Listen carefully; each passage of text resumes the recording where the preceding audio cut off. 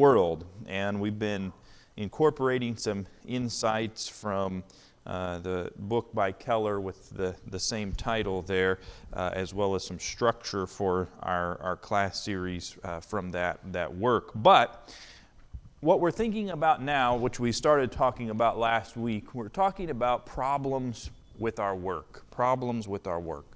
And in last week's class, I should say, we started to look at the first problem that we might have with our work is that there can be a feeling of fruitlessness in what we're trying to achieve.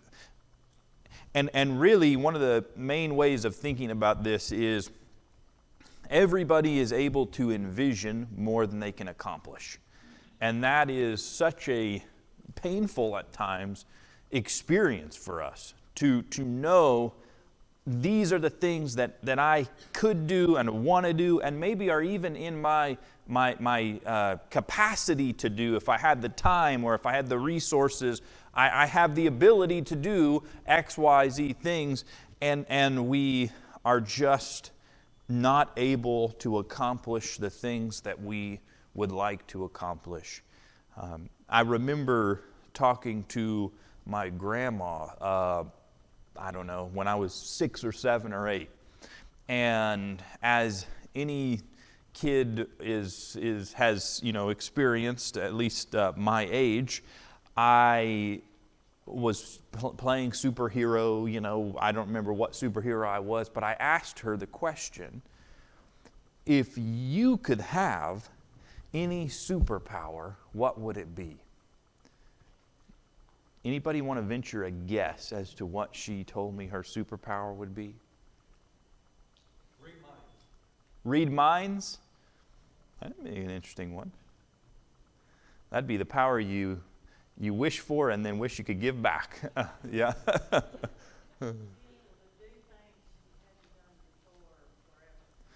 Being able to do things she hasn't done before forever.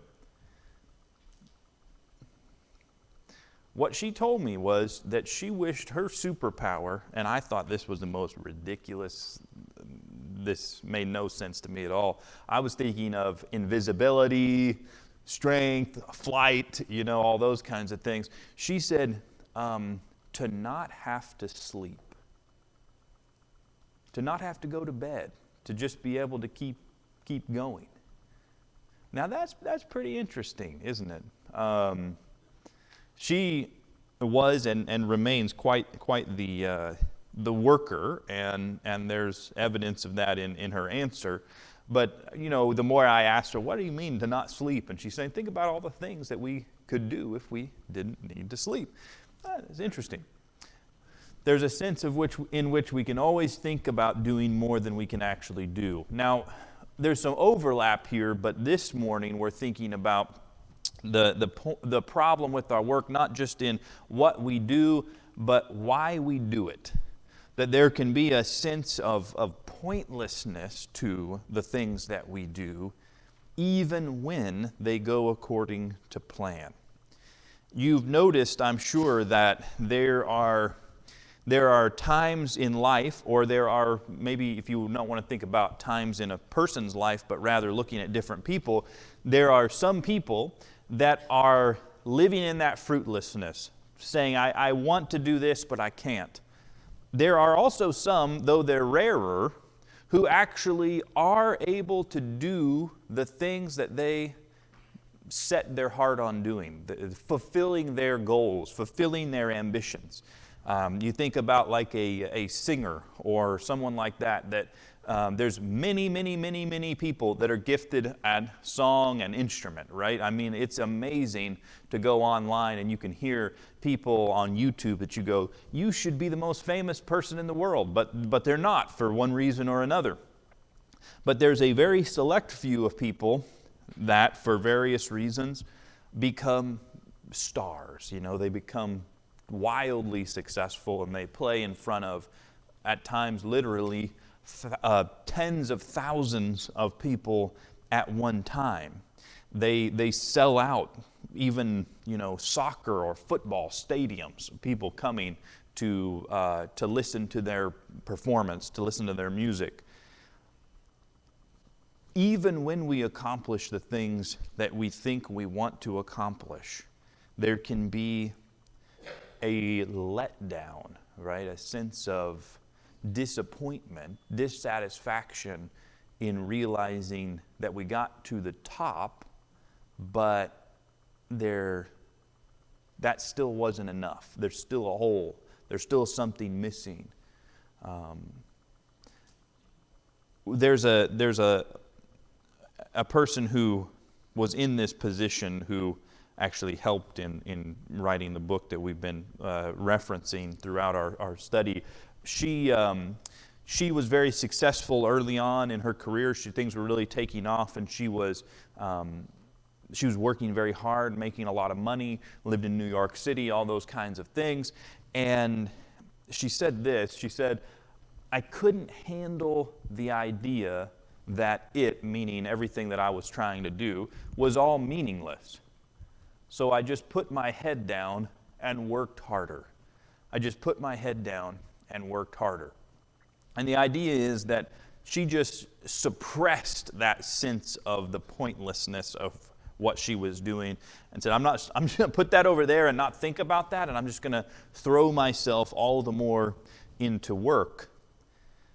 How do other people that are achieving that level of success without being able to process the meaninglessness of it, the pointlessness of the fact that when we leave, we're gone, how do people cope with that in other ways? Not just working harder, but what are some other ways of coping with that from a non-Christian perspective? Okay, substance, numbing of self away from the thing that you're working on. When you leave what you're doing, you need something to numb you. Yeah, Willie? They get burnt out, hop from job to job, looking for purpose, looking for, reason to stay with that job. Yeah, kind of. Bounce around anymore, and they're just kind of like, calling out 2 or 3 days a week instead of working in it and stuff like that. Yeah, kind of the constant quest to find the perfect place and perfect thing. What else?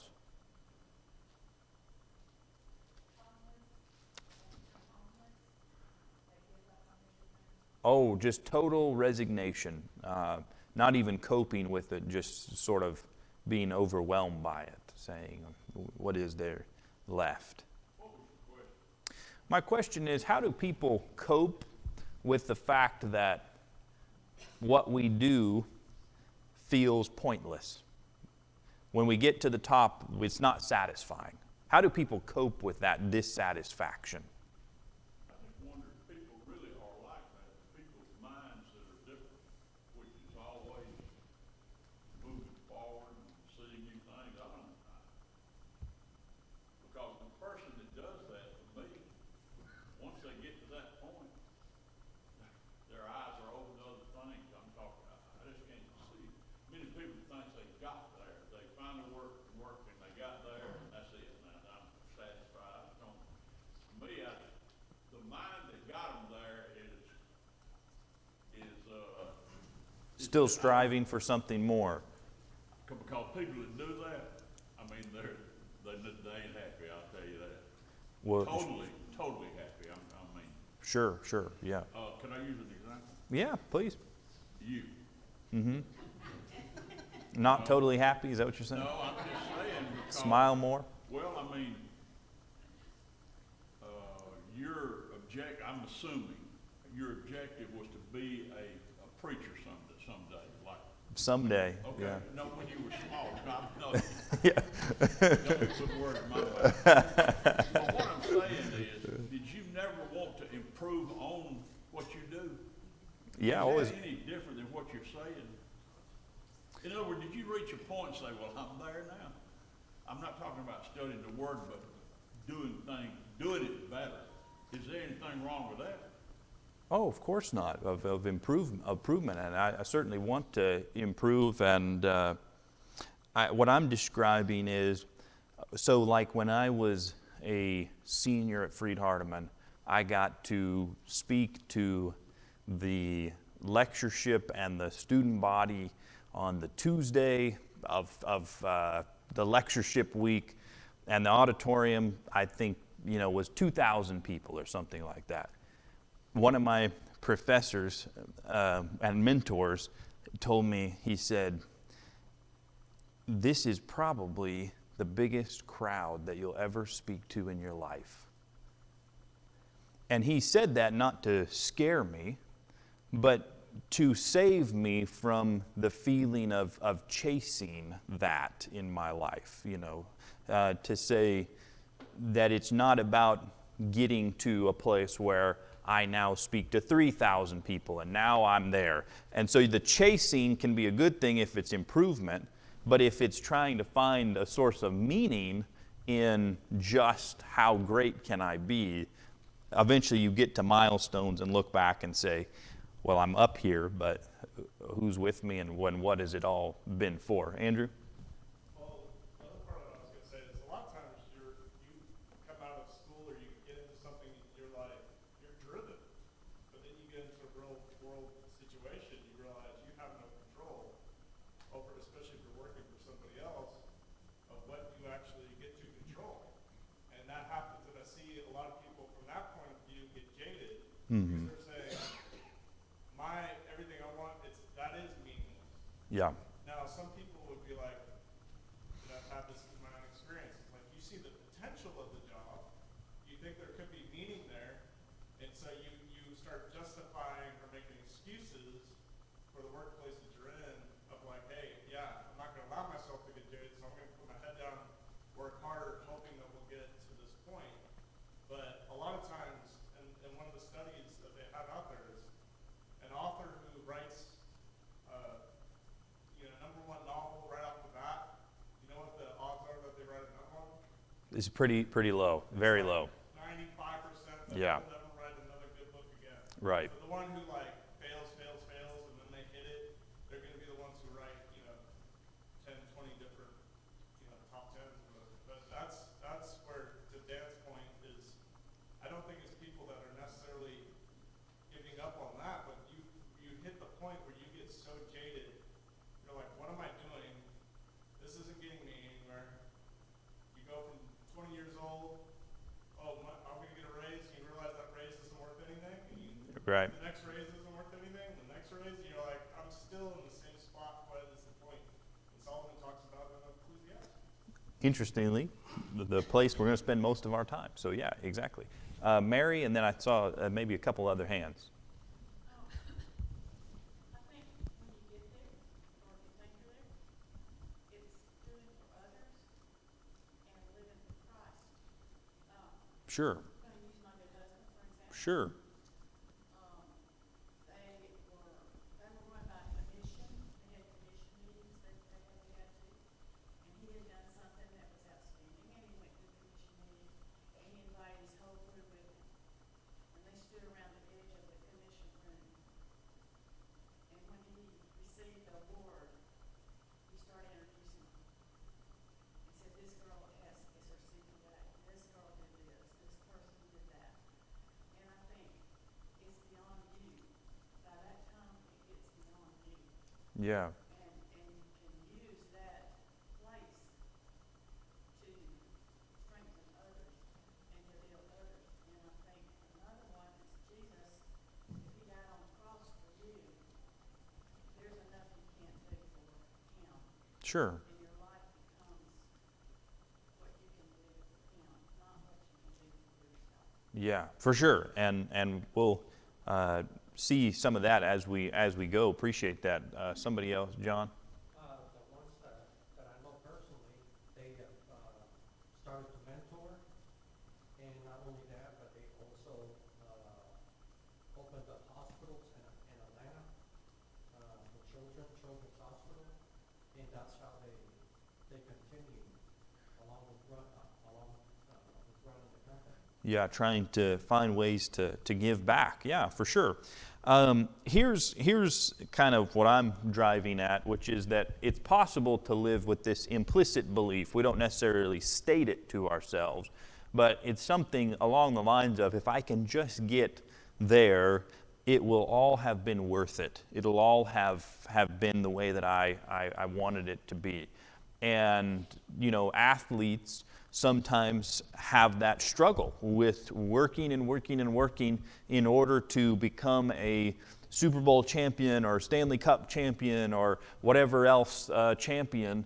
And, if that is your sole driver, it's a pretty depressing thing to wake up the morning after the national championship, because you go, the next season just started, and now am I going to be able to get there again? Now, to Dan's point, there are a lot of people that know how to process that in healthier ways, but at the same time, all of us can succumb to this way of thinking at times. So when we come to Ecclesiastes, what we're going to find is that Solomon, he takes us on a thought experiment by imagining a person who is going through these various quests, these various experiments of life. And the idea of Ecclesiastes is to force us to ask the big questions. Ecclesiastes is a difficult book to read.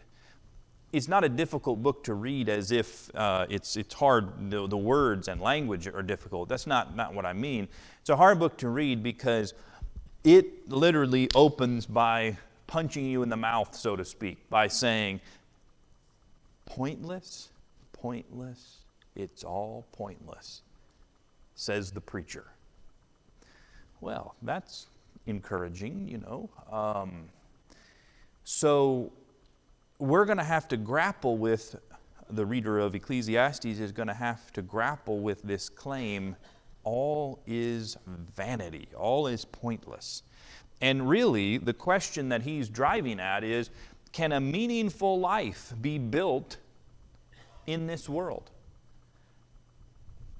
Put a little bit more precisely, I guess, can a meaningful life be built entirely from what the material world offers?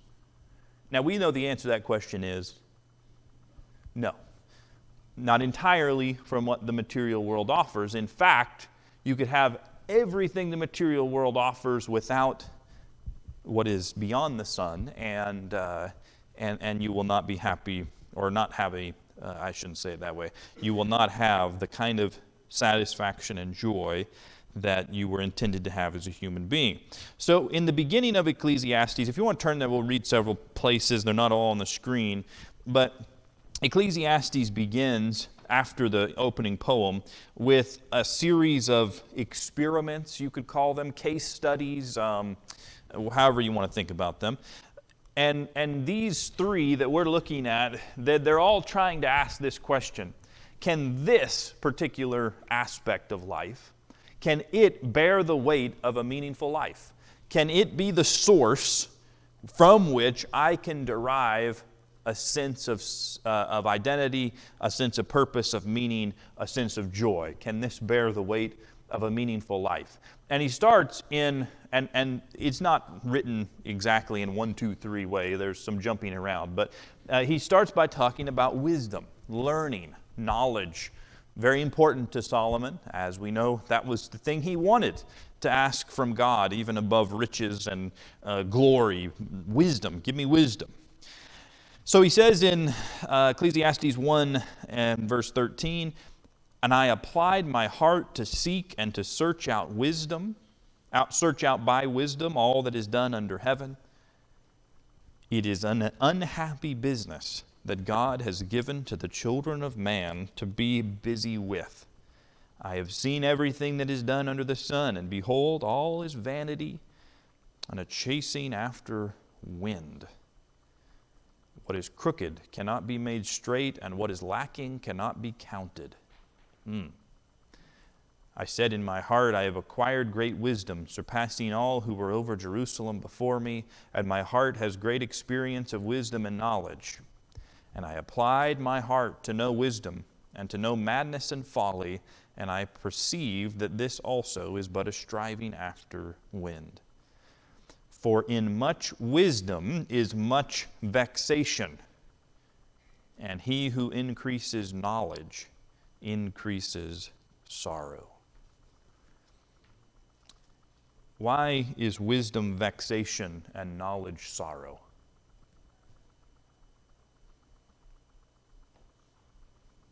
We have a finite time on this world. So the more you know, the more you obtain. I mean, it doesn't matter. Because we don't live forever.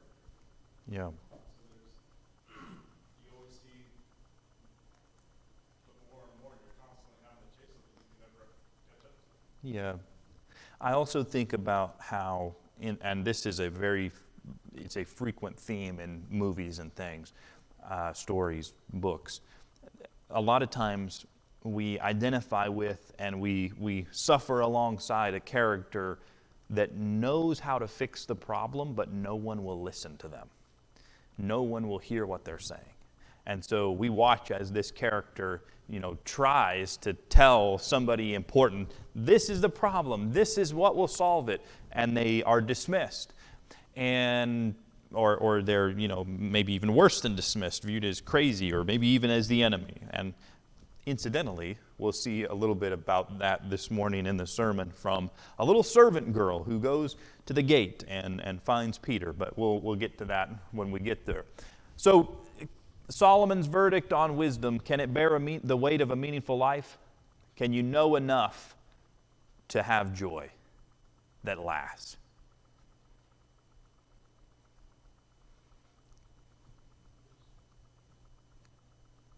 Meaningful life is different, each and every one of us. I think you're looking at spiritual life. Is that what you mean when you say meaningful life and spiritual? Let me maybe phrase it more precisely. An eternal meaning, a lasting meaning. Some people call it a transcendent meaning. Can you have a meaning that can't be taken from you? That you will carry with you beyond the grave, right? You never know when you got enough wisdom. Like, how would you ever know that? A person with wisdom wouldn't think that way. Well, yeah, perhaps. But Solomon, he says, I've acquired great wisdom surpassing all who were over Jerusalem before me. So he said, I know more than anybody's ever known. But was that enough? No, it wasn't enough. Yeah, Willie. I'm just going to say there's a saying I heard, it's actually on like a financial podcast, but I used to apply it to a lot of things. That if enough is not enough, it'll never be enough. If enough is not enough, it'll never be enough. Yeah, it's similar to the story. I don't know if this is true about Henry Ford or not. Probably is, but I don't know. These quotes get attributed wildly, But I think it was Henry Ford they asked, you become the wealthiest person out there, or whatever. How much is enough? And he said, just $1 more or something like that. Right? That's the idea that can happen with wisdom as well. So he goes into pleasure, and he says similar things. I said in my heart, chapter 2, verse 1, come now, I will test you with pleasure. Enjoy yourself. But behold, this also was vanity. I said of laughter, it is mad, and of pleasure, what use is it? I searched my heart how to cheer my body with wine, my heart still guiding me with wisdom, and how to lay hold on folly, till I might see what was good for the children of man to do under heaven during the few days of their life. So he says, I looked for pleasure in all sorts of ways, and could it bear the weight of a meaningful life? Well, he says it was vanity, pointless, meaningless, chasing after the wind, right? Now we get to work. And chapter 2, and he picks this back up in chapter 3, and I'll point that out as well. But in chapter 2, verses 17 through 20, really 18 through 26, I guess, he talks about I'll read it for you. Chapter 2, verse 18. I hated all my toil, all my work, in which I toil under the sun, seeing that I must leave it to the man who will come after me, and who knows whether he will be wise or a fool. Yet he will be master of all for which I toiled and used my wisdom under the sun. This also is vanity. It says it's all pointless, you know. You go on and you look at verse 22. What has a man from all the toil and striving of heart with which he toils beneath the sun? For all his days are full of sorrow, and his work is a vexation. Even in the night his heart does not rest. This also is vanity. Vanity, pointless, meaningless, all the same concept. Chasing after nothing but a mist that appears and then vanishes. So his verdict on work is verse 17, and I'll come to Andrew, and it's restated in chapter 3. He says, "So I hated life, because what is done under the sun was grievous to me, for all is vanity and a striving after the wind." I hated life. Pointless. Yeah, go ahead, Andrew. One of the things I've always struggled with Solomon is he's called wise or has wisdom, but it almost seems like it's more he has intelligence, Mm-hmm. but he doesn't have wisdom. Right. He doesn't have the discernment of when to use the knowledge that he's been given, because he does all these pointless things. He becomes very sinful. He almost turns his back on God just for the sake of achieving more intelligence or experience. But to me, that's not wisdom. Wisdom is knowing when to act and when not to act, and discerning the difference between what is right and wrong. He kind of lets himself, and he explains it in Ecclesiastes. I'm just going to go do all these things, just experience them, and then I'm going to write it in the book and tell you that's all pointless. Yeah. Well, it's kind of like reading Song of Solomon. You know, you're like, the guy with 1,000 women is going to write the book on love. I don't think so, you know. Solomon had incredible perception, insight, but his life was not lived in keeping with it. Yeah, knowledge in that sense. He knew a lot about but unfortunately, that is not unique to Solomon. There's a very well-read and people read a lot of his works. I mean, he was obviously very smart as well. A theologian from last century who was just brilliant mind and massively impactful in a lot of people's lives, and routinely walked the streets holding his mistress's hand. You can have a lot of knowledge and not actually live in keeping with your knowledge, right? But that's what a tension that is in reading Ecclesiastes, and perhaps even more reading Proverbs and Song of Solomon. Somebody had a hand up. Philip, go ahead. You know, we didn't like to eat, we probably wouldn't have to work. But I remember at 30 years old, you own your own business. At 40, you got it. At 50, you try to maintain it. At 60, you realize you need to get rid of it. Uh-huh. That's just Cycle of life. And Solomon says it's all pointless if it's all there is. Yeah, Mary. Looking at this with parenting in mind, Uh-huh. these are the things we drive our children toward, instead of, why do we do these things? Sure. And why is God giving us these things? And, so, maybe there's a problem there, is that we're raised thinking, pleasure is it, working is it, wisdom is it is everything, and without the connection to why we do these things, Yeah. and that kind of thing. So it's also a parenting issue, I say. Sure, that's great. It's possible for us to chase the wind and fail and say to our children, I'm going to teach you to run a little faster. and maybe you'll be able to catch it. And Solomon says, you're coming at this from entirely the wrong angle. Look at chapter 3, verses 9 and 10. What gain has the worker from his toil?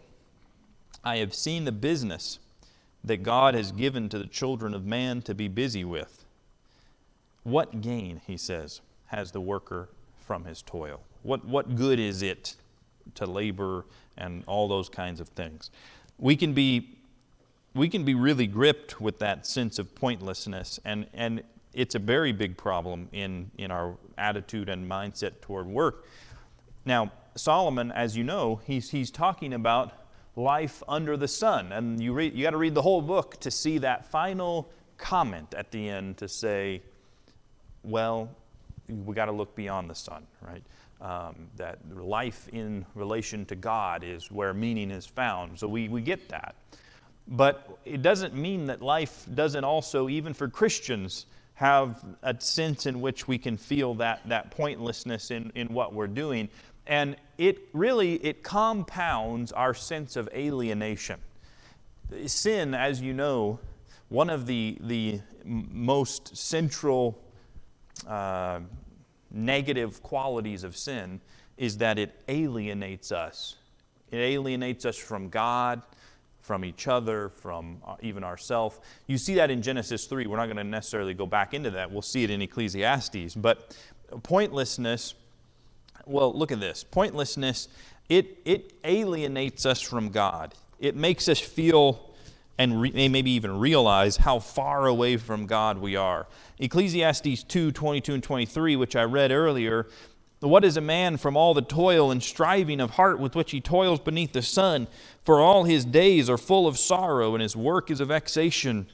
Even in the night his heart does not rest. This also is vanity. It is possible to be so overwhelmed by the pointlessness of what you're doing that you lay on your bed at night and look up to God and say, really? This is the lot that you've given to me? This is the lot that you've given to humanity? He describes it as our lot at one point in Ecclesiastes. This is how the die rolled, God? Really? We're even working in our dreams, you know? Come on. Has anybody ever worked in your dreams before? You ever gone to work, gone home, gone to sleep, and you're still at work in your mind? Isn't that like as a kid you're worried about your nightmares. That's an adult's nightmare, right?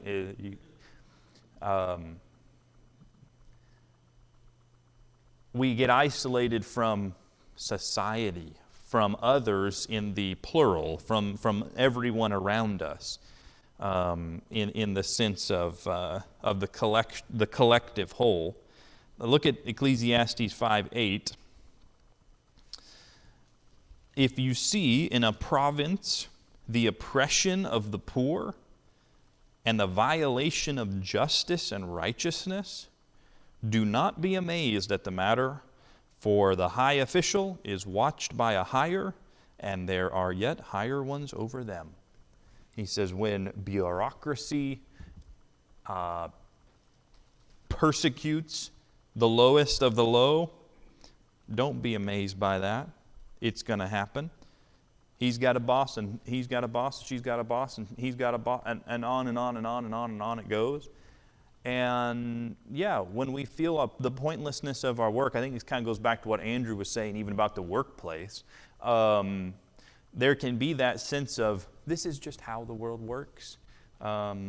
Nothing's going to change, and what I do really doesn't matter, and so forth. We can feel a sense of alienation from others in terms of the individual human beings around us. Look at Ecclesiastes 4, starting in verse 7. Again, I saw vanity under the sun, one person who has no other, either son or brother, yet there is no end to all his toil, and his eyes are never satisfied with riches, so that he never asks, for whom am I toiling and depriving myself of pleasure? This also is vanity and an unhappy business. In this case, this person is so dead set on getting ahead that doesn't realize he has no one to share what he's amassing with. There's no one. He's alone. And then finally, we can feel an alienation from self, or we can feel an identity breakdown in our own understanding of ourself. If you look at Ecclesiastes 4, verse 4, a couple verses above, then I saw that all the toil and all skill in work come from a man's envy of his neighbor. This also is vanity and a striving after the wind. Envy of neighbor. That's really a way of saying that a person develops a mindset that says, I am defined by my relation to these other people, by whether I am above them, below them, what they have, I need, and I want to be climbing ahead of the people around me. And basing our identity in work, it distorts our view of self because it causes us to live by comparison, by accumulation, and in the end, what do we have? He says we have nothing. All right, so Solomon is going to point us to the way forward here in Ecclesiastes 4, right where we are. Look at verses 5 and 6. Verses 5 and 6. Now, I've given you this in kind of a weird layout, but I want you to pay attention to the idea that there's sort of three people being described here. He says, first, fools fold their hands and ruin themselves. Better one handful with tranquility than two handfuls with toil and chasing after the wind. Okay, so there's kind of three people here. There's the fool who folds his hands. What does it mean to fold your hands? To give up, to just be like this, right? So then there's another person who has one handful of work, right? He's not lazy. He's not folding his hands. He's got one handful, but he also has another handful of tranquility, of peace, of calm. And then there's another person that has two handfuls of toil and chasing after the wind. Or you could also think about it, maybe this is even more accurate.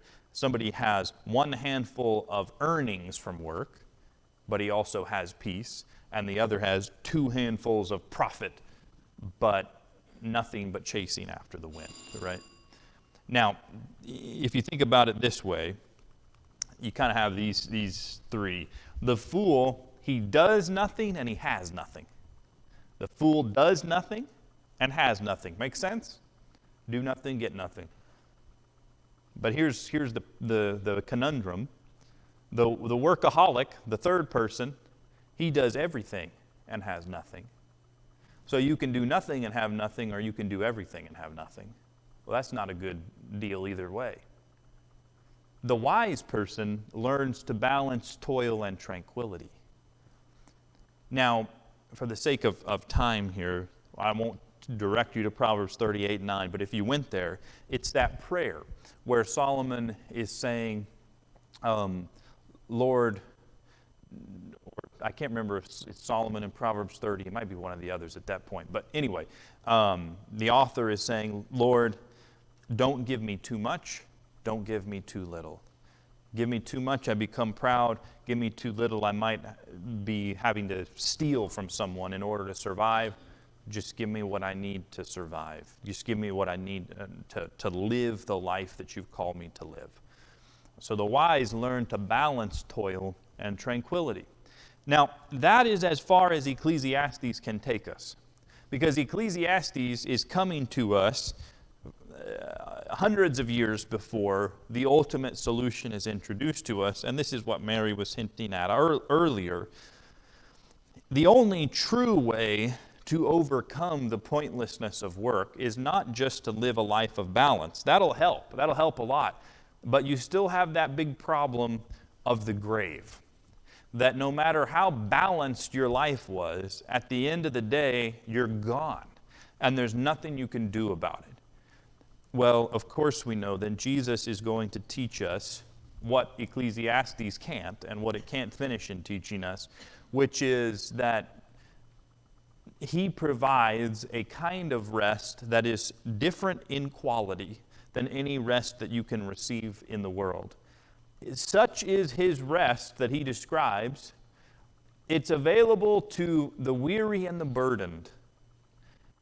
It's like a yoke where you learn as he's steering you around, as he's directing your life.